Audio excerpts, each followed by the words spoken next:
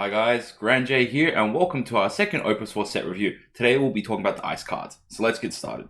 First card we'll be talking about is Umaro. So Umaro is a 6 cost 9,000 power forward, EX burst. When Umaro enters the field, you may search for one monster card and add it to your hand. Umaro must attack each turn if possible. It's also got an S ability, S dull, choose one forward, deal it 7,000 damage. So this card seems pretty vanilla in my opinion, so it's basically a 4 CP 9k that allows you to basically search for a monster, and he's got attack every turn. So he does have the benefit of being an EX burst, so if you do take him as damage, you can search for your deck for a monster card, but there doesn't seem to be a lot of synergy currently with monsters in the ice slot. So right now you got Umara and you got Sid, so there's not a huge amount of synergy, and they don't seem to be super core. Sid's pretty good in the monster deck, but I think that this card itself just kind of doesn't push the benefits of having monster out on the field compared to say Realm or Kefka does. So he's kind of just a guy. You put him into play, you search for a monster. The fact that he does search for any monster in your deck is pretty good, which makes him a very good toolbox card. So if you're playing ice and you're like and you got like a wide variety of monsters, this card does allow you to toolbox for a very specific monster that you need at any particular time, whether it might be like a goblin or adamant tortoise or something like that. So this card's pretty good. I don't think he's going to be a star player, so he might see like playing like a 2 in monster type decks. The fact that he must attack each turn is not too terrible, just mainly because him being a 9,000 power forward, so that's pretty good. He's never really going to be attacking into something that's much bigger than him, and his S ability can pseudo prevent him from attacking if he ever needs to not attack into something big, like say a legendary push or something. That being said, I don't think he'll be using his S ability too often, just because he's the only one copy of this card, and dulling him to only deal 7,000 damage is not bad, but it doesn't push the advantage for you that much. So yeah. Next card is Castalian Empire SID, and it's basically one of your standard free cost backups that allows you to search for any particular category. And this one, it searches for a category 6 forward, and there are plenty of good category 6 forwards in this set. Most of the good ones are in ice, and a lot of good ones are in fire. So it seems like if you are going to be building a category 6 deck, you're going to be looking into ice and fire, and this card is pretty standard. Most decks of this sort play like 1 or 2 of these sort of cards. Unfortunately, this card is a heroic, so typically in the past we've seen a lot of these search cards being either starter deck cards or being just like standard rares throughout the set. It does kind of suck that this card is a heroic, which does make it a little bit pricey or a little bit more difficult to get. You're not going to get a whole bunch of these when you're opening up your boxes. That being said, this card will see play, so it's just a standard card and it's pretty good by itself. Next we have Bart. So Bart is a 2-cost backup in ice. For ice dull, put Bart in the break zone, choose one forward and dull it. So the best way to compare this card is Time Mage. So Time Mage is this backup that's seen play since Opus 1.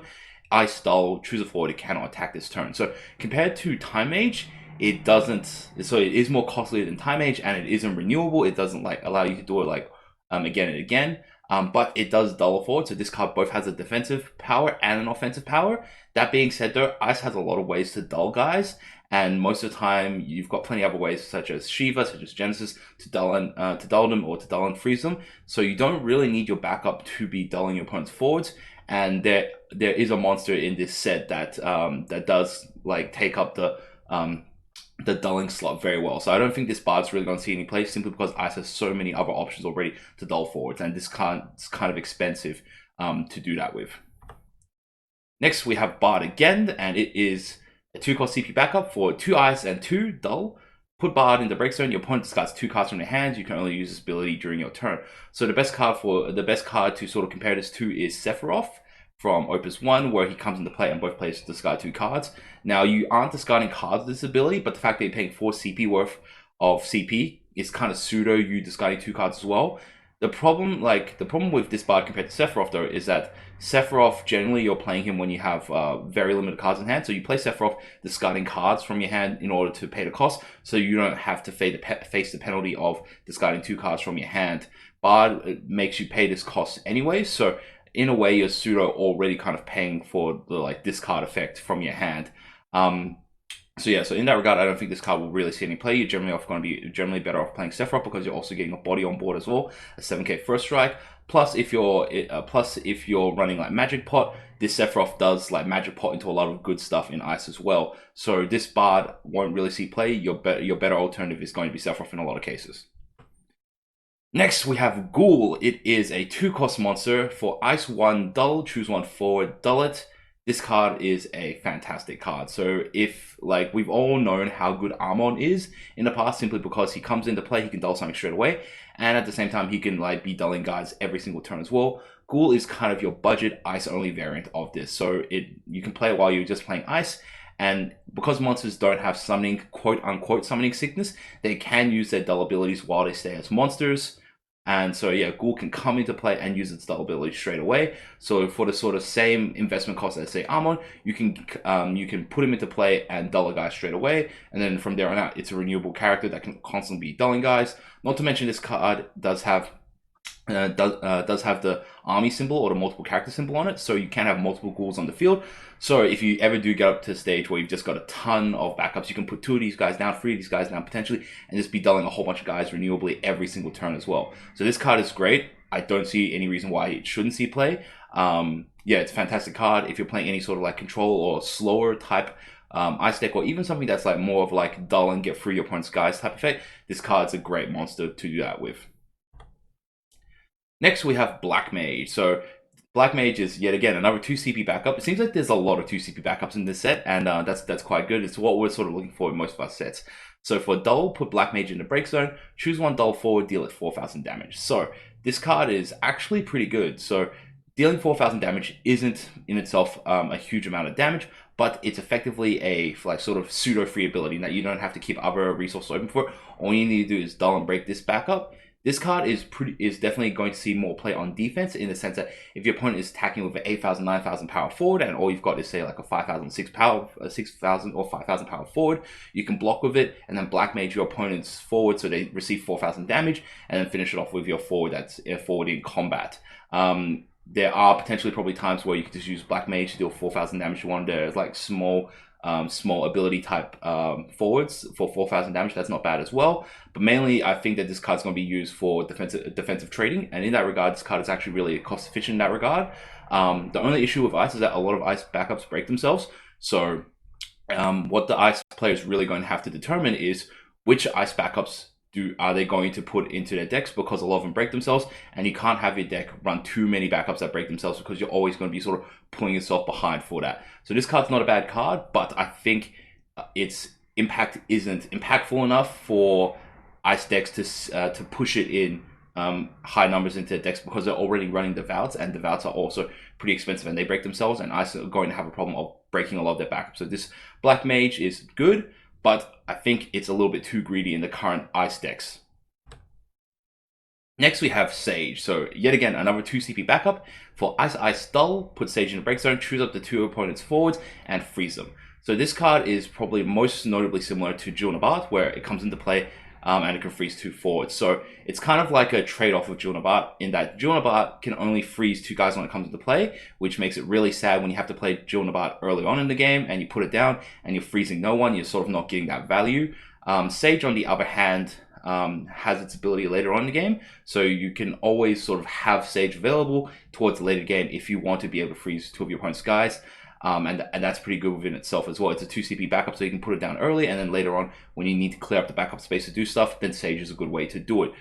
That being said, though, it doesn't have EX burst, and Bart is probably one of the most annoying EX bursts, simply because it can like lock down like 2 forwards off just a random attack as well. So that's kind of the pro and con that you'll be dealing with. It's not bad actually. So yeah, depending if a deck pushes like a lot of dull type effects, or yeah, doesn't have as many freeze type effects, and Sage could potentially be played as like a pseudo 4th or 5th Bart. So yeah, so this card's pretty good. But yeah, it depends on which strategy of ice deck you're going to be seeing it played in. Next is Arithmetician, and this is one card that I'm still kind of like tossing up about. So when Arithmetician is a 4 CP backup. When it enters the field, select one number, dull and freeze all forwards of that cost. So this affects both your opponent's forwards and your own forwards, so it does have a little bit of a pro and con in that regard.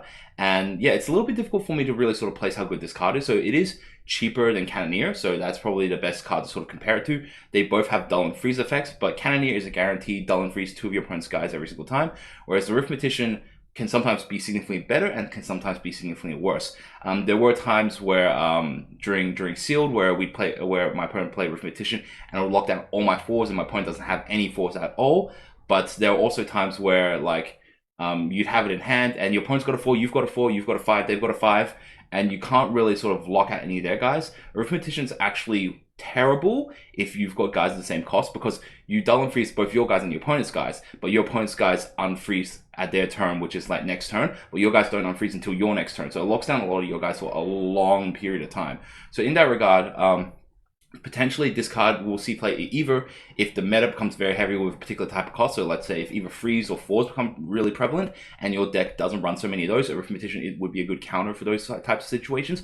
Or if you're playing a huge, like a very varied like cost lineup, then Arithmetician doesn't really sort of affect that. Another sort of bonus that Arithmetician doesn't, like, while monsters are still in their monster form and not forwards, Arithmetician doesn't affect them. So if you have a whole bunch of monsters waiting, you can Arithmetician opponent's guys and then turn your guys into monsters and send them into attack. So Arithmetician like is a difficult card to use. He's like much more sort of conditional than say Cannoneer, and it does cost 1 less. That being said though, I think in a lot of cases you're probably going to want to rely on Cannoneer than Arithmetician, and just basically pay the 1 extra CP to just guarantee not to hurt yourself. And most of the time you're not really going to be locking up more than two guards with this card.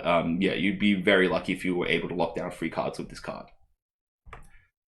Next, we have Shiva. So it's one of the ice summons of this set. It is EX Burst, cost 2, choose 1 dull forward, deal at 6,000 damage and 1,000 more damage for each card named Shiva in your break zone.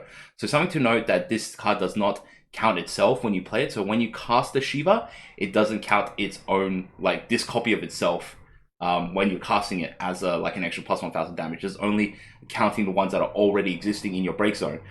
This card's actually pretty cool. Yeah, 6,000 damage is actually not too bad, especially for 2 cost. It's actually like very on cost of what it should be. And there are, I believe, 4 Shivas in the game. So Opus 1 had 2 Shivas, then we have Opus 3 Shiva, and then we have another Shiva now. So that gives us 4 Shivas to work with. Potentially, yeah, we could potentially see this card getting +9 to like plus 11 damage. So this card is going to be knocking out a lot of dull dudes straight away. This is one of those cards where it's going to be significantly better towards the later game when you use all your other Shivas to dull your opponent's guys, and all of a sudden these Shivas become significantly more relevant in their ability to deal 7, 8, or 9k damage. Even pumping it up to 8k damage is actually pretty good. So potentially decks could just run 3 of Opus 3 Shiva and then 3 of this Shiva. If you play 1 or 2 of those of the Opus 3 Shivas earlier on, then all of a sudden these Shivas automatically become 8Ks, 9Ks, and that's really good within itself. So this card's a really good value card, even though it only hits dull guys, but its ability to hit for really high numbers at 2 is really quite good. And this is sort of the card that sort of Ifrit wanted to be from Opus 4. So if Ifrit was deal 4, bump it up to 7, this card is dealing base 6 and potentially up to like 10, 12, 15 damage. So this card's great. Obviously you have to build your deck around it, but yeah, so give it a shot. I definitely will see a lot of you guys playing like the maybe 9 Shiva deck with this card. Next we have another 2-cost backup, Sid Wolf. And so its first ability, actually I didn't even notice that it had this ability until like a little bit earlier today, but Sid Wolf cannot be broken. So this effect isn't going to see like too much relevance a lot of the time, because backups are pretty difficult to deal with, and like there's only a very few amount of cards that break backups, and in general they're probably going to be dealing with they're going to be breaking backups that are probably more important to strategy. That being said, this Sid is actually pretty good. So for dull, put Sid into the break zone, choose 1 monster of cost 2 or less in your break zone, play it onto the field. You can only use this ability during your turn. So the best way for me to analogize this card is that this is basically a 2-cost Devout for monsters. So it's a smaller Devout for monsters, and we all know how good Devout is. Devout's main ability is that it can bring in a 4-cost card, and a lot of time, a lot of these 4-cost cards that you bring in all have really good enter and play abilities, and they're really impressive and allows you to use strong enter into play abilities as a reactive instant like effect on your turn, and Sid Wolf allows you to do that as well. You can find yourself in a situation where you've got like 2 to 4 different monsters in your discard pile in your break zone, and when you're declaring attack and your opponent uses spells or whatever to try to deal with you, then you can find yourself using Sid to break itself and then grabbing any particular monster from your break zone to like sort of toolbox in your situation. So definitely Ice seems to be more of the toolbox of your monster deck. So like if you have say Yeoman, or if you have Goblin, or if you have Bomb, or you have Adamant Tortoise, if they're all in your break zone, Sid basically allows itself to break to find any one of these cards. So it's a great card. The only downside really is that this card is a unique card, so you can only have one Sid Wolf on the field at any time. But it's a cheap backup and it grabs a monster for really, really cheap, so it's really good value. If you're playing any amount of monsters in the deck, if you're playing like even say 2 or 3 different types of monsters, then this card is definitely like at least 12 in the deck. Next we have Sid Randall, and this card was a bit of an MVP for me in Sealed, but also he's just pretty good in Constructed as well. So for 4 at 8,000 power, he's already on curve, but if you control Remedy, then Sid Randall gets plus 1,000 power, so that's not bad. Generally, like I don't like relying on these sort of situations where if you have another card on the field, then they get plus additional power, because it's still a very fragile combo, and if you rely on having 9,000 power and your opponent blows up your Remedy, say, then all of a sudden your Sid Randall could be running into a forward that's bigger than him. But that being said, for his base numbers, he's already pretty good already, and you can just kind of treat that 1,000 as just like a bit of a bonus. In addition to that, whenever your opponent's forward enters the field, if your opponent doesn't pay 1, double that forward. So this card is both as sort of aggressive and a defensive ability. So on the defensive side, it does mean your opponent can't really like attack you with haste guys, because if they play the haste guys, they have to pay additional 1. So that's pretty expensive within itself. And as an offensive card, it's fantastic. So a lot of times when you're on the offense, your opponent is just kind of scrambling to get their forwards down, and if they're getting their forwards down and they're not paying this 1, it means you're still able to leak through. And Ice has a lot of ways to capitalize on dull guys, so potentially they could just freeze them down and keep them locked down for quite a while. And it does combo with some other interesting cards as well. So this card is a great card. And it's FFTA. A lot of FFTAs have this sort of like tax type ability where your opponent has to pay additional CP in order to do things.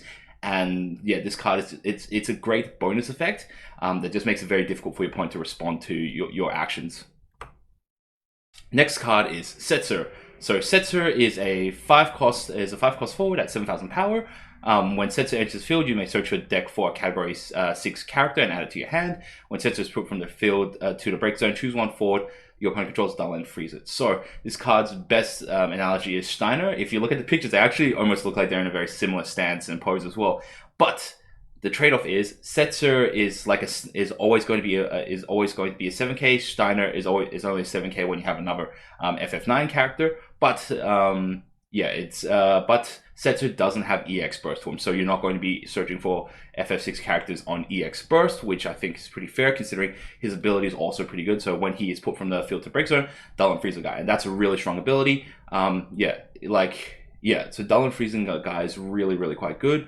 And yeah, even though it costs 5, he does get you a card back, so it's kind of this in the same, like it basically becomes like a free CP 7K in that regard. So this card is good if you're playing FF6. Then you're definitely going to be playing this guy, and there are quite a few good FF6 characters in this set, especially for Ice as well. So yeah, this card's going to be like an easy 2 of, potentially 3 of depending on like your numbers as well.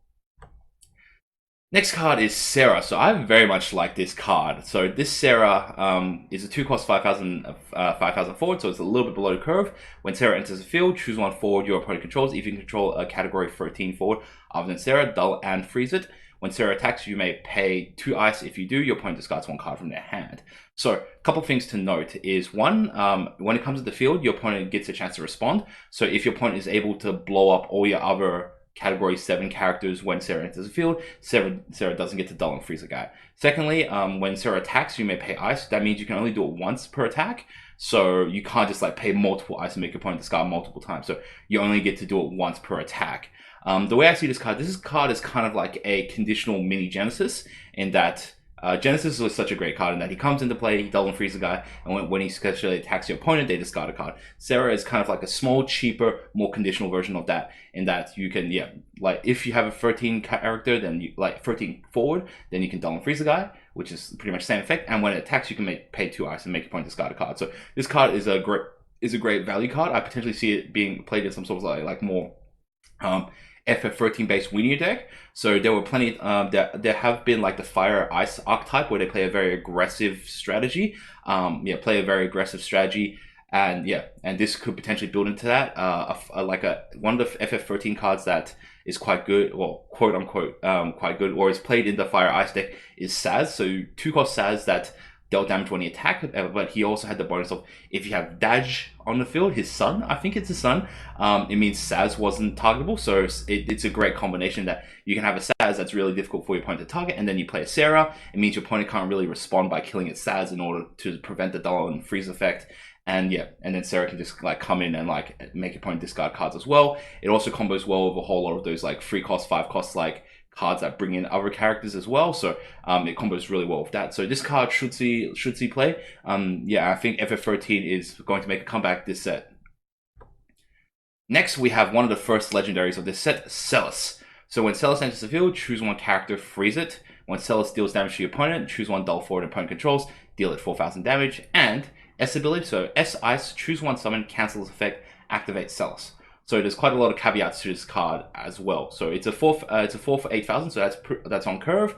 But I know in the past I've said when a card's got 3 different abilities, it's going to be broken and it's on curve. But this card, each of its abilities is kind of mediocre. So first of all, when Celis enters the field, choose one character, freeze it. It doesn't dull and freeze it. So if your opponent, so it can't really be used as an aggressive card. It can't be used to dull and freeze one of your opponent's guys and just send guys through. On the upside though, it does say choose one character and freeze it, so you can freeze backups. So far there's only 2 cards I believe that can freeze backups, and so one is Celis and the other one is Renoa Legendary that could freeze backups as well. So like worst case scenario, in a lot of cases you're going to find yourself like if your opponent doesn't have any guys to freeze down, then Celis is just going to freeze it back up, which is also like could potentially be relevant in certain instances if you're locking down one of their like more major backups such as like a Kefka or something. So that could be pretty handy. But yeah, its first ability isn't particularly strong.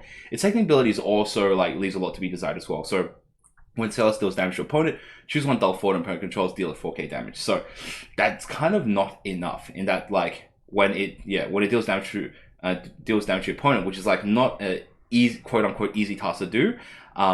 It only deals 4k damage, so it's not really sort of like taking any guys out. It's just sort of slightly pinging a dull guy, and that means you have to work a little bit harder to then like finish the guy off. So in a lot of situations, that effect in itself isn't very good, isn't good enough to really do anything on its own. So your opponent isn't really like incentivized to try to stop this attack. It doesn't really sort of capitalize or reward you enough for dealing damage with Celeste because this effect is pretty negligible in a lot of cases. Plus, you have to target dull forwards as well. So that just kind of narrows down the targets available to you as well. So and then its third ability is so you for S Ice, choose a summon, cancel this effect, activate Celis. So a couple things. You can only do this in response to a summon. So you can't just like use her S ability to just activate her and like not give a shit about summons. You can only do it while there's a summon on the stack. So you have to choose a summon, cancel its effect in order to reactivate Celis.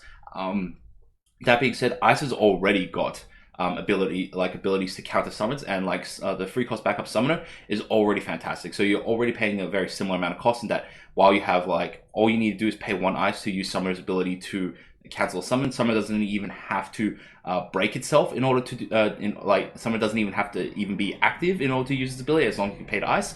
So if you want to negate summons, summoner is the way to go, and Celeste's third ability doesn't really sort of like help enough, or isn't sort of competitive enough, or doesn't really incentivize you enough with this entire package. Each one of these abilities is quite mediocre and are things that Ice can already do pretty well on its own. So that's why this Celeste Legendary is not going to see a lot of play in my opinion. In a lot of cases, you're going to be playing Genesis over her instead, just because he's going to be a lot more consistent. He's going to like do the things that you need it to do and capitalize, and he rewards you very well for whenever you succeed with Genesis. And the trade-off is that it's just 1,000 less power. That being said, the Ice is not about attacking forward to forward. Ice is about dulling opponents forwards and sending them through. So that 1,000 power lower is not a huge cost for Genesis. Celis, it's not going to see much play.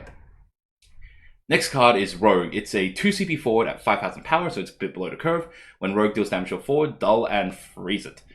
So this card is mediocre, except for maybe like 2 decks. So at 5,000 damage, most of the time it's not going to really be contesting any sort of forwards without any sort of combat pumps, because 5,000 is basically as low as you can get without getting to like the older 3,000 power forwards that cost 1. So Rogue is in a lot of cases is basically a 2-cost dull and freeze type effect. and a conditional dull and freeze type effect. So if your opponent doesn't have forwards, then yes, it's dealing damage. But worst case scenario, if it just blocks, you can consider it a 2 CP like Shiva, where you've just dull and frozen a guy and maybe like swapped an attack. But this card really kind of shines in two different decks. So one is Ghoul. So Ghoul can pull this guy out, and this card is actually pretty good. In that, yeah, so if your opponent's trying to brick wall your like Ghoul army, then Rogue is either going to go through. Rogue is going to be like Renoa in the fact that if she gets blocked, she's probably going to die. She will dull and freeze whoever like she fights against, and then you can send in the rest of your guys. So she's going to be like Renoa in that your opponent's just going to let her through because they're not going to really want to block Rogue because it lets all your other guys go through.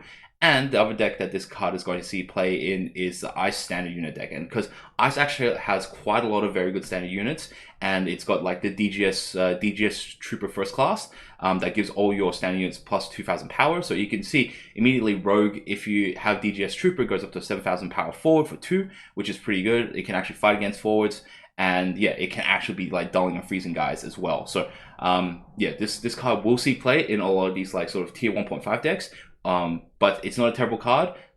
It's good mainly because of everything around it. It's good because of the 2 cost, and it's good because it's a standard unit, but it's not fantastic because of its ability. Its ability seems to be the sort of like the kind of bonus to all these other categories it shares. Next we have Knight. So it's just a vanilla 4 CP 8k. Unless you're playing standard units, you just play Sid Randall every time, right? Or like Joseph or some other card. So unless you've got standard units, and Ice can play standard units pretty well, just play any other card. That being said, though, I'm actually like very keen to try out playing like a mono ice or Ice Wind standard unit deck just for funsies. So yeah, it's cool artwork. It's an FFT card, so that's something to consider if you want to play like Legendary Ramza. That being said, though, you know, it's just like a standard unit card. So yeah, moving on. Next, we have Swamp Monk. So it's a 2 CP monster for pay Ice. Until the end of the turn, Swamp Monk also becomes a forward with 5,000 power. When Swamp Monk attacks, choose one forward or monster, dull it. You can use this ability once per turn. So, a couple of caveats. So, it does say choose one forward or monster, dull it. So, you can dull monsters, whereas the best card to compare this to is Snow, whereas Snow, whenever it attacks, you can dull an opponent's forward, but Swamp Monk can dull monsters as well. So I'm not too sure how relevant that is. Potentially, it might be like it might be relevant in the coming metagame.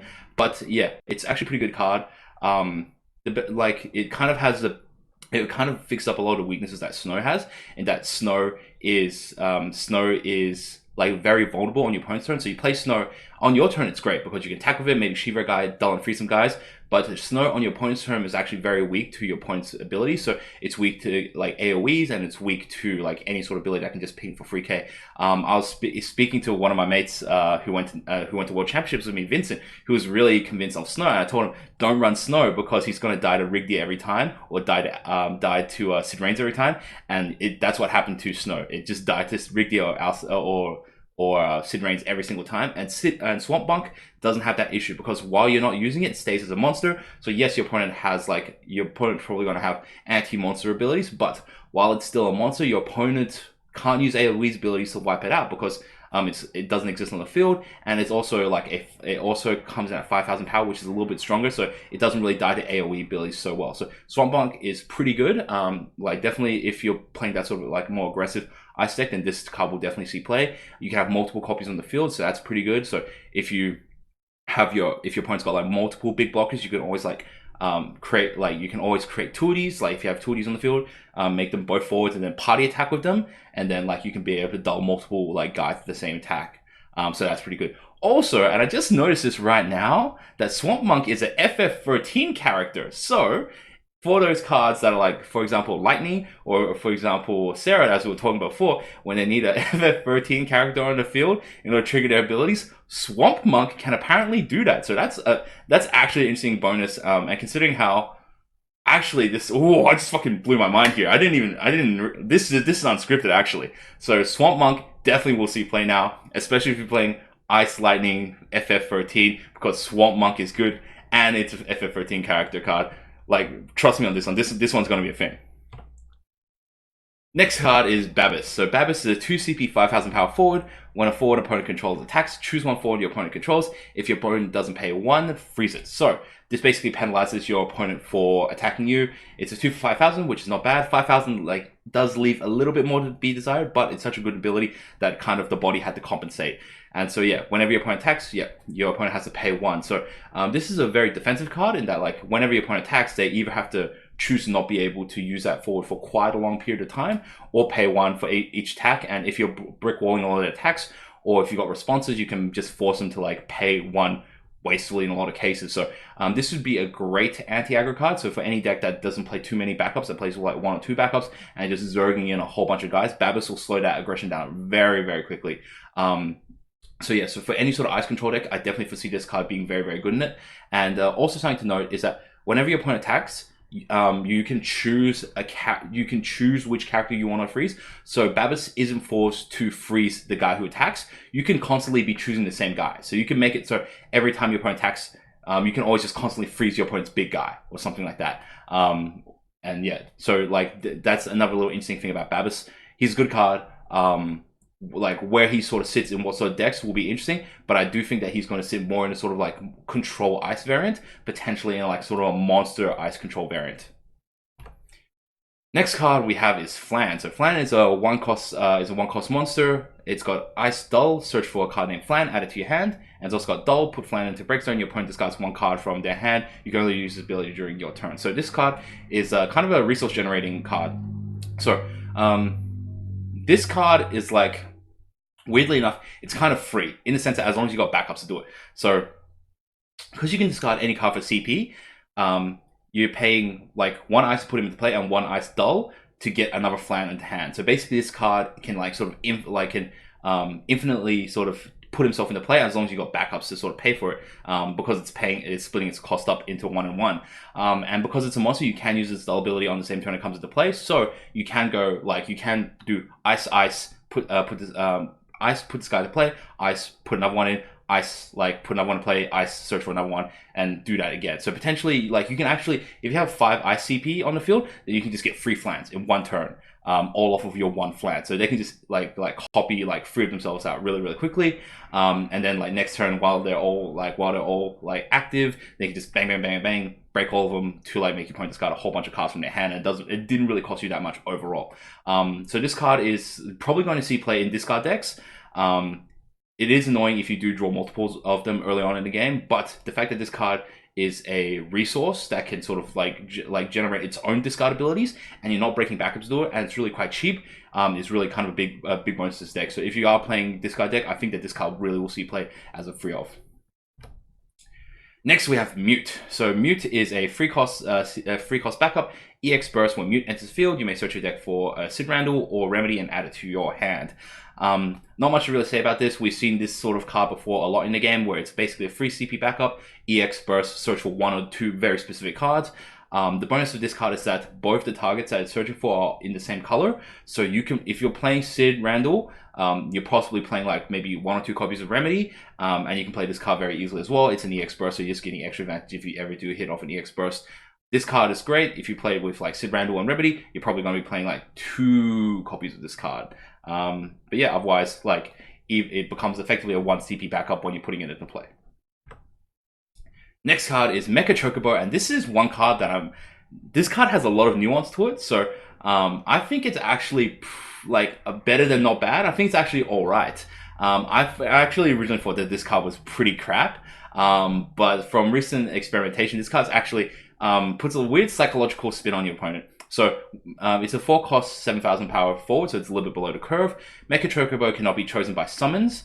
When Mecha Chocobo attacks, choose 1 dull forward of cost 4 or less in opponent controls, break it, and when Mecha Chocobo is blocked, break Mecha Chocobo. So Mecha Chocobo, even though it's a 4 for 7k, it won't be able to defend against bigger 4 cost forwards. But something that you will notice about is that your opponent is going to be disincentivized to try to attack you, because if you've got a Mecha Chocobo on the field, if they attack you, so first of all, Mecha Chocobo can block. So when Mecha Chocobo is blocked, you have to break it, but Mecha Chocobo can itself block. So do keep that in mind. But if your opponent attacks you with 4 and you let it through, you can then swing back with your Mecha Chocobo and just break their 4.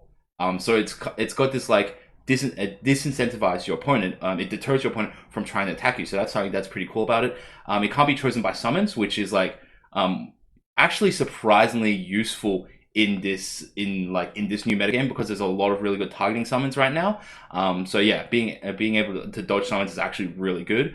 And so the only downside is that if he does ever get blocked, he breaks himself. And this is before any damage triggers. So so he'll never deal like damage to a number forward when he's attacking. So in that regard, this card is actually like very interesting. It's more of a control card, and considering how Ice has a lot of ways to dull and freeze guys, this card's going to be like, could almost be built as a win condition, in the sense that if you're just constantly dulling your opponent's 4 or lesses, then this card's just going to like wipe them out every single turn as it attacks. Yeah, you can definitely set up plays where you've got this on the field and your opponent's got a guy, and you can just like bring in like an Armon or something, dull their guy, and then swing in with Mecha Chocobo. Your opponent can't really respond with summon, so yeah, so this card, like, I think it's actually got a lot of potential, and like, yeah, there's going to be a lot of cool decks that you can build with this card. Next, we have Lich, which is a 4-cost summon. It deal each forward the opponent controls damage equal to half its power, round up to the nearest 1,000. So this card is basically Genesis Avatar on a summon. So yeah, so it's a 4-cost summon that deals half your opponent's forward's damage. Not really much to say about this card. I don't think it's particularly good. So this card's only really sort of a combo card. So like 2 ways in which it's relevant. So one, you cast it, and then like all your opponents take like partial damage, which allows your forwards to trade up in combat, which is not a particularly good use of this card considering it costs 4. Or you have to combo with something like Genesis Avatar or some sort of other AoE ability to try to finish them off. That being said, though, Ice doesn't have a lot of AoE abilities, and I think paying 8 for 2 Liches is a little bit expensive, and it's like for a board wipe as well. So I don't think this card's really going to see play. If anything, quote unquote, if it does ever see play, it would be more in a color that can make use of all those ping effects. So if you combo it in Fire, because Fire has a lot of good AoE abilities, and potentially this might like be relevant. Potentially you might see this like being combo with a bomb. So if you have like the 2-cost bomb out, that can deal 4k, then generally 4k plus Lich is going to wipe any of your opponent's stuff out.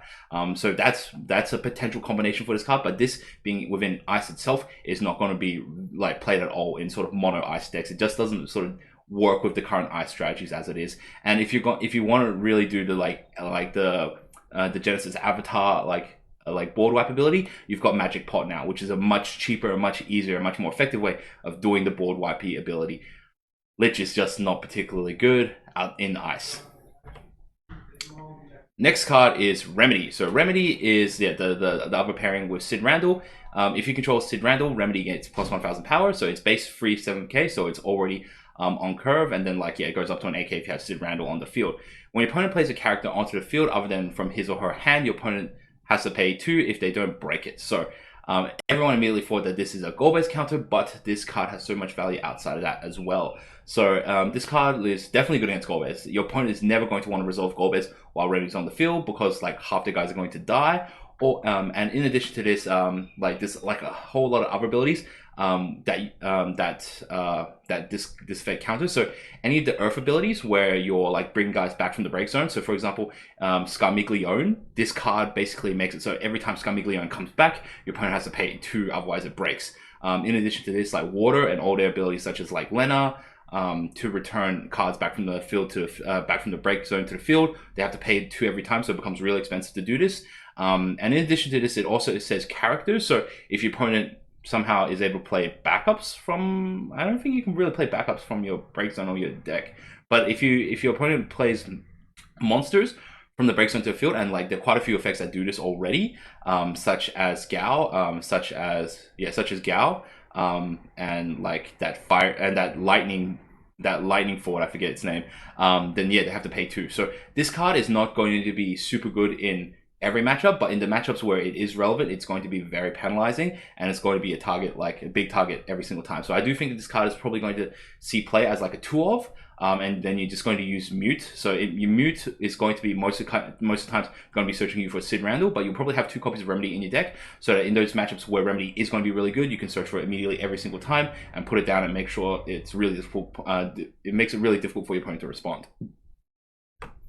So the next legendary to set, and a card that I think is going to be very, very, very good, is Lock. So it's an FF6 character. When Lock enters the field, if you control 2 or more Category 6 characters other than Lock, your opponent discards 1 card from their hand. When Lock deals damage to your opponent discards 1 card from their hand. Lock cannot be blocked this turn. So, like I said, 3 abilities, on curve, OP. And this is it. So it's 3 for 7, so that's on curve already, right? If you control 2 or more Category 6 characters other than Lock on the field, your opponent discards a card. So, best card to compare this to is Light Zidane or Ice Sarah from previous sets. Ice Sarah was a 6k for free and your opponent discarded. Light Zidane, you could do a couple of things, but it was a light card, right? Lock is 7k free, and yeah, and all you need is 2 Category 6 characters, and you can do this very easily by just having 2 Category 6 backups into play, and that just unlocks Lock to be able to make your opponent discard every single time. Not only this, but he also has the ability to like whenever he attacks, your opponent discards a card, and in addition to this, he also has the ability to make him unblockable for the turn. So this card is all about making you discard. This card is all about making your opponent discard. So yeah, this is a great card. It's kind of like there's like a lot of the cards in this set are like kind of combinations of previous cards, and Lock is kind of like a combination of Sarah and Genesis in that he's got the make your opponent discard when he attacks through, but also like makes your opponent discard when he comes into play, and as a little bonus on the side, to make him make it so he can't be blocked that turn as well. So this card is a great card. If you really like playing any sort of discard decks or even like a sort of tempo-ish deck, this card's going to be great. It does require a bit of setup in that you want to get some backups down into play, but this card's a fantastic card. Do pick him up right now as soon as you can if you're into this sort of style of play. And that's all for the set. Thanks a lot for watching, guys. I hope you guys enjoyed it. Definitely feel free to post your comments and feedback in the comment section below. I do read through these and I do post back to a lot of them. So yeah, I definitely do appreciate your feedback. If you've got any sort of ideas of what I could do to make this better, or what like other content I could be producing in the future, do let me know. Yeah, if you do enjoy this video, please, I would appreciate the support if you would subscribe and like. It does help out with the YouTube algorithm, so we can share this content with a lot more people, and it just sort of like just gets more viewability up. So I really do appreciate that, guys. Thanks a lot, and I'll be back tomorrow with the Wind set review. Otherwise, Grand J out.